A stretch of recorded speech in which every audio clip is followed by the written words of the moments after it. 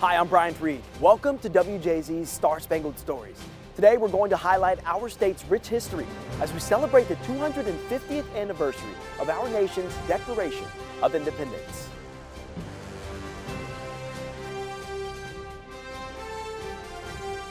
You may recognize this view. We're at the top of the famous Federal Hill. Standing 80 feet above the inner harbor, the hill served as a lookout during the Revolutionary War. The site became known as Federal Hill in 1788 after a massive celebration to mark our state's ratification of the U.S. Constitution. Today, the hill is a place to remember the patriots who fought for our freedom and for a new nation. Though not the largest or the most powerful of the 13 colonies, Maryland played a crucial role in the American Revolution. Take a look at these stories. In 1765, Great Britain passed the Stamp Act. All the colonies' legal documents, newspapers, and even playing cards had to be printed on paper produced in London, bearing the mark of the crown. While working in England, Annapolis businessman Zachariah Hood accepted the job of stamp collector for the province of Maryland. But before his return across the Atlantic, word spread of his new appointment. Marylanders burned effigies of Hood, and when his ship finally arrived, an angry mob met Hood at the docks. A crowd of 300 burned down his warehouse, and Hood fled to New York, only to be tracked down by the Sons of Liberty and forced to resign.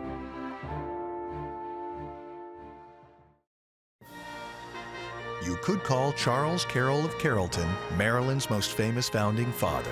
An Irish-American farmer, he was originally kept from public office because he was Catholic.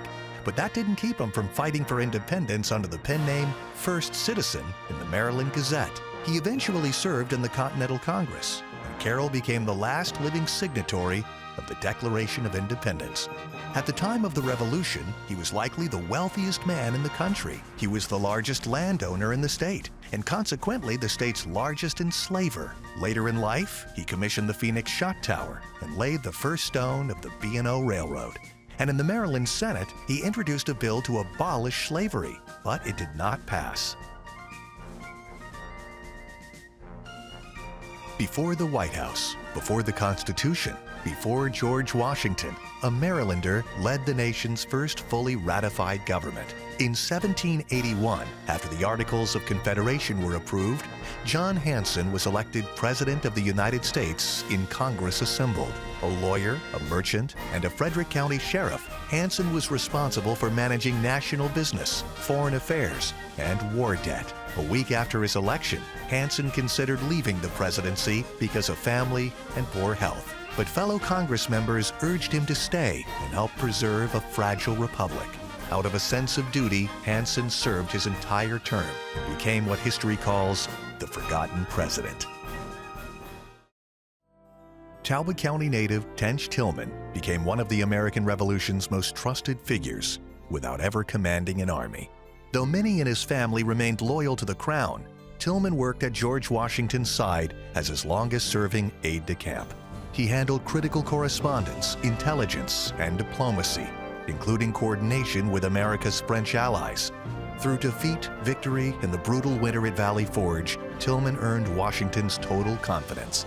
And when the British surrendered at Yorktown, Washington chose Tillman to ride nearly 200 miles to deliver the news of victory to Congress.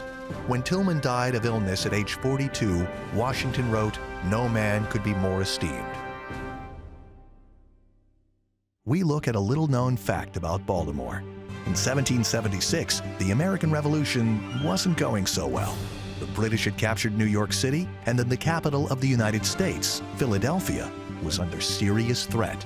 George Washington's army was retreating. Morale was low, and defeat seemed possible. To avoid capture, the Second Continental Congress evacuated Philadelphia and temporarily moved to Baltimore. For 3 months, they met in the Henry Fight House on what is now Baltimore Street. This gave George Washington time to regroup and was a turning point in the war. So if you live in Baltimore, you can now tell people it was once the capital of the United States. August 1776, less than 2 months after the United States declared independence, King George sends his redcoats to invade Long Island. Severely outnumbered, General George Washington must retreat before the British destroyed the Continental Army. Pennsylvania and Delaware troops failed to protect the escape path, but a few hundred Maryland men stand firm. They hold the line. America lives to fight another day, but less than a dozen Marylanders survive. Tradition holds that while watching the battle, George Washington mourned, "Good God, what brave fellows I must this day lose." A few hundred earned the name the Maryland 400, and Maryland forever bears the name the Old Line State. When we return, more stories on how Maryland made its mark on American history. We'll be right back.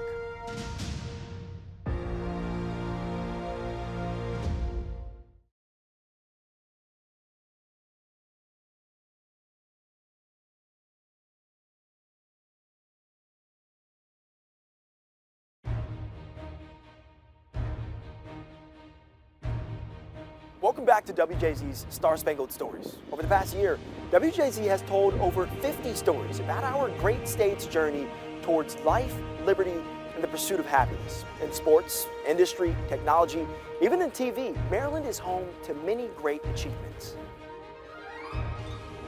Even though Maryland was the 7th state to join the Union, Maryland is a state of firsts. Known today as the historic National Road, the first major federal highway began in Cumberland in 1811. Chartered in 1827, the Baltimore and Ohio became the first railroad in the United States and launched a new era of transportation. The nation's first umbrella factory was built in Baltimore in 1828. The umbrella business made major breakthroughs in textiles and manufacturing. In 1840, 2 dentists saw the need for a formal education for the profession and helped establish the first dental school in the world, the Baltimore College of Dental Surgery. And Maryland became the home of the nation's first TV station when W3XK began broadcasting out of Wheaton, Maryland in 1928. In the early days of America, Baltimore merchants dreamed of a shortcut between the Chesapeake Bay and the Delaware River, avoiding the dangerous 300-mile trip around the Delmarva Peninsula. Thousands of Irish immigrants used picks, shovels, and horse-drawn carts to dig the 14-mile canal, mostly by hand. It opened on October 17, 1829, and quickly became a sailor's highway. At the time, it was called the greatest public work in America. Almost 200 years later, the Chesapeake and Delaware Canal is responsible for nearly 40% of Baltimore's shipping traffic. Arguably the greatest baseball player of all time, George Herman Babe Ruth found his swing in Baltimore. George was a troubled kid. At just 7 years old, his parents sent him to a strict reform school. It was there that he met a monk who taught him discipline, structure, and the fundamentals of baseball. Ruth learned how to throw, and most importantly, hit, by spending hours on the field. There he developed the powerful swing that would one day change the game. At 19, Ruth signed his first professional contract with the minor league Orioles, and though his time with them was short, the nickname he got from his older teammates stuck. And Babe Ruth became the legendary baseball player we all know today. The Baltimore and Ohio Railroad was the first steam-powered operated train system in the U.S. It opened in 1830 with a 13-mile track connecting Baltimore to Ellicott City. By the 1970s, the railroad covered over 4,000 miles, with connections to 13 states and the Ohio River. Its creation allowed for passengers and goods to be transported quickly across the Appalachian Mountains from Baltimore, which at the time was the second largest city in America. Later, the railroad would play an instrumental role in ushering the U.S. into the industrial age and new era of growth for the country. And during the Civil War, the train was a critical asset to the Union's supply chain. Today, the legacy of the railroad lives on at the B&O Railroad Museum. When the Channel 13 studios were built in 1948, they were one of the largest television studios on the East Coast. Television was in its infancy, and Channel 13 was a pioneer in its evolution. Originally WAAM, WJZ Channel 13 created hours of original local programming, like the Johns Hopkins Science Review and This Is Your Zoo. Romper Room brought wholesome entertainment to Maryland's children. The Buddy Dean Show brought teens to the studio to dance to the latest hits. People Are Talking brought news anchor Oprah Winfrey to her first talk show. And for decades, WJZ's Eyewitness News set the standard for local news across the country, cementing WJZ as one of the most legendary TV stations in the nation. The quirky, the spooky, the plain outrageous, you name it, Maryland tells many tales that are stranger than fiction. We have a magic trick. We're going to make an entire Maryland town disappear. By the early 20th century, the town of Warren had a school, post office, and almost 1,000 residents. But a growing city to the south needed drinking water, and Warren didn't stand a chance. To quench Baltimore's thirst, a reservoir was needed. A deal was made, and the town of Warren was flooded. While terrifying tales of drowning residents are complete myth, submerged buildings and a flagpole that survived for decades were fact. Today, you might know the area by a different name, Loch Raven.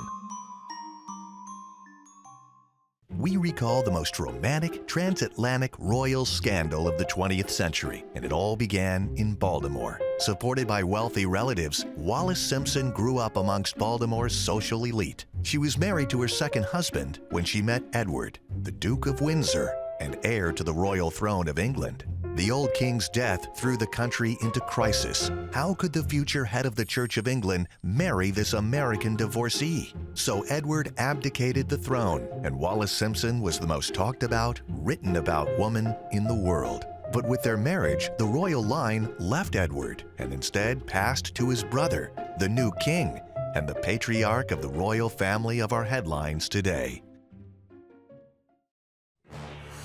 They called it white gold. The oyster business brought the Chesapeake Bay a boom of wealth, greed, and violence that lasted nearly a century. Baltimore had the canneries to pack them and the railroad to ship them. And by the 1880s, the Chesapeake Bay supplied nearly half of the world's consumed oysters. Living with depleted populations, pirates from New England sailed south, and local watermen quickly armed themselves to protect their harvest. But soon Maryland and Virginia watermen poached each other. Hundreds were killed by gunfire. Even Virginia's governor sailed into the fight, capturing 14 Maryland vessels. Annapolis tried to enforce order, creating the Oyster Navy. But the Bay's oyster population has never recovered from what history calls the Oyster Wars.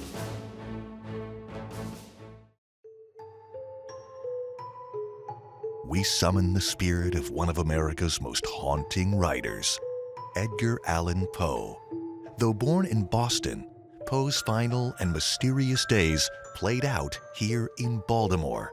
In 1849, he was found delirious on a city street, and days later, he was dead.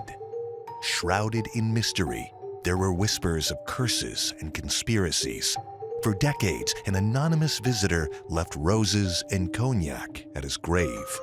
Today, Poe is remembered for terrifying tales like Fall of the House of Usher, and his naming rights to Baltimore's professional football team. Edgar Allan Poe, Maryland's most haunted history. Coming up, Maryland's pivotal role in the Civil War. We'll be right back.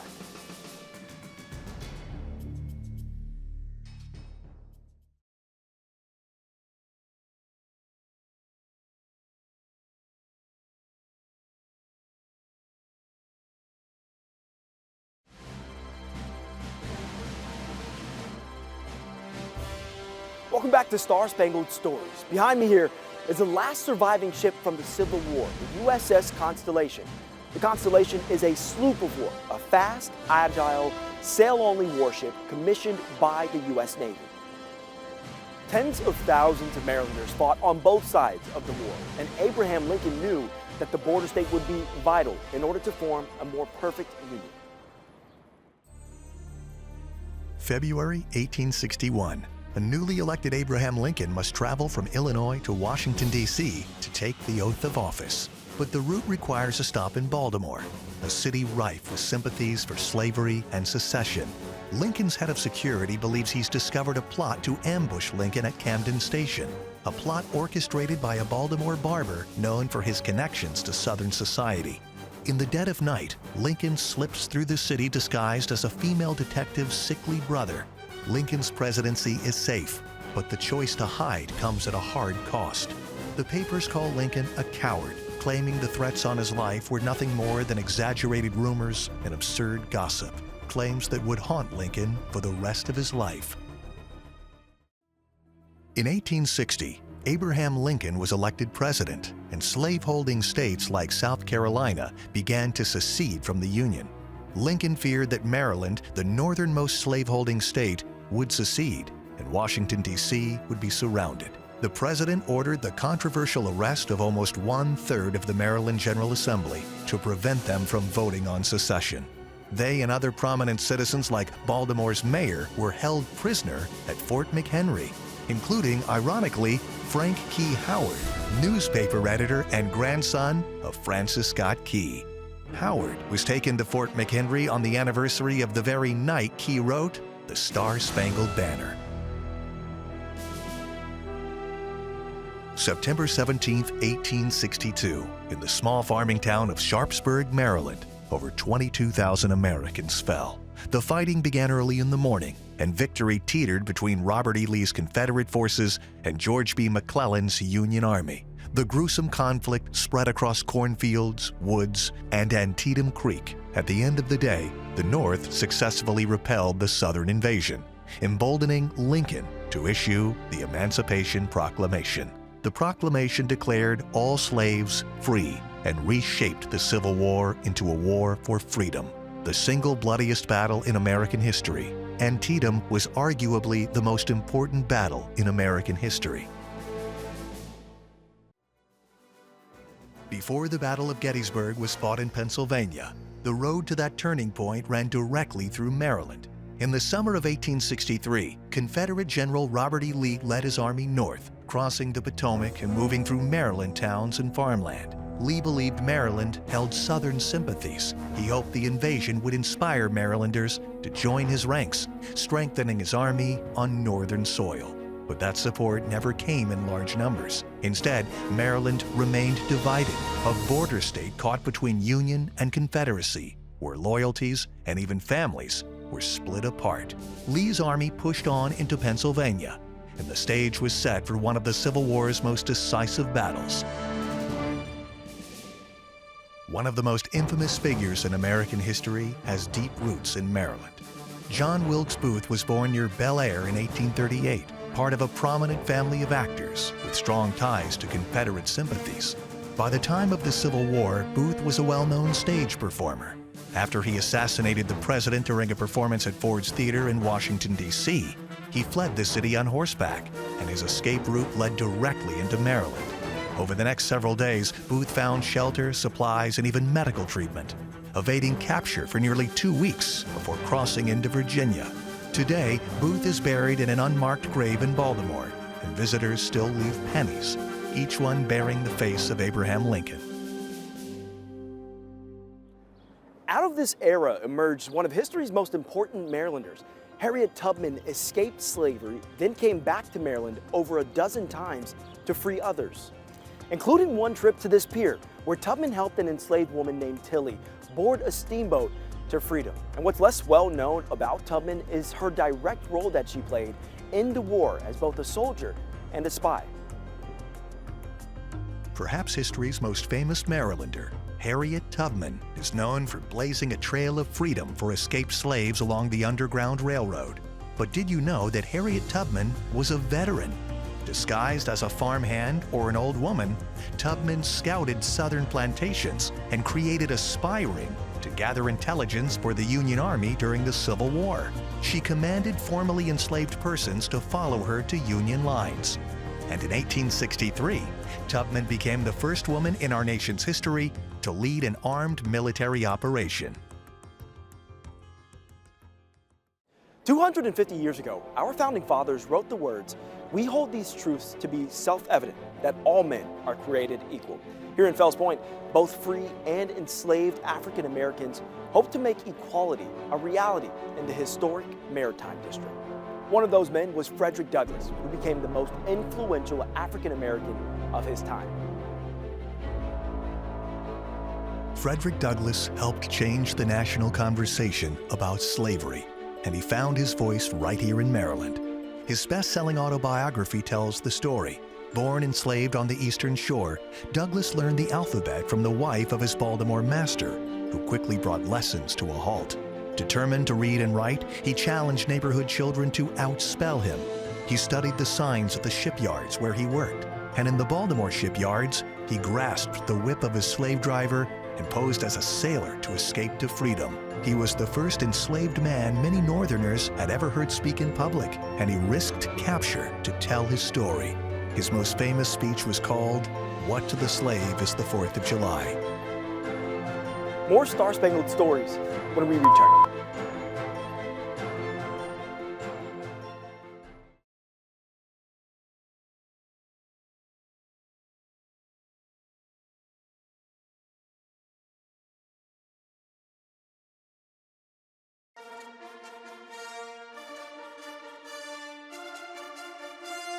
Welcome back to WJZ's Star-Spangled Stories.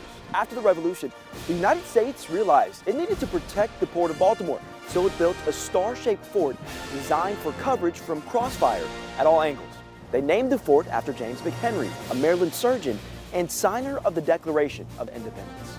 The Battle of Baltimore was the turning point in the War of 1812, a second conflict with the British less than 30 years after our nation's founding. It was here at Fort McHenry where Americans found their flag and their national anthem. Before that Star-Spangled Banner could wave, it had to be made by hand in Baltimore. Mary Pickersgill learned the trade from her mother, a Revolutionary War flag maker. By 1813, Pickersgill was a widow running her own business when the commander of Fort McHenry's militia gave her an extraordinary request, a flag so large that the British will have no difficulty seeing it from a distance. So Pickersgill and a team of women worked for weeks, late into the night, cutting, stitching, and assembling hundreds of yards of fabric. Over 40 feet long and weighing over 50 pounds, it took 9 men to raise the flag over the fort. But through the perilous fight, the 15 broad stripes and bright stars were still gallantly streaming.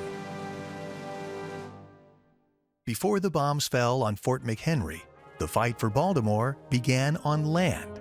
In September 1814, British forces landed at North Point, just southeast of the city, preparing to march on Baltimore. They expected a quick victory. Instead, they were met by Maryland militia, citizen soldiers determined to defend their homes. During the battle, an American marksman struck one of the British generals, slowing the advance and shattering morale. Outnumbered, Maryland forces eventually fell back, but not before buying critical time. The next day, as the British moved to the harbor, the United States would preserve its independence, and Marylanders would come to remember the Battle of North Point as Defenders' Day. In September of 1814, as British forces prepared to attack Baltimore, a Maryland lawyer found himself in the middle of history. Francis Scott Key had boarded a British ship to negotiate the release of an American doctor. The mission worked, but the British wouldn't let him leave. Key and his companions were held at sea, forced to watch as the attack began. For 25 hours, rockets and bombs rained down on Fort McHenry, lighting the night sky over Baltimore Harbor. Then, in the early light of morning, he saw it, the American flag still flying above the fort. Relieved and inspired, Key began to write a poem that would become a song that would eventually become the anthem of a nation. You can watch all these stories anytime at WJZ.com/ME250. Thank you for joining us for this Star-Spangled special, and thank you for joining WJZ in celebrating the United States of America's 250th anniversary.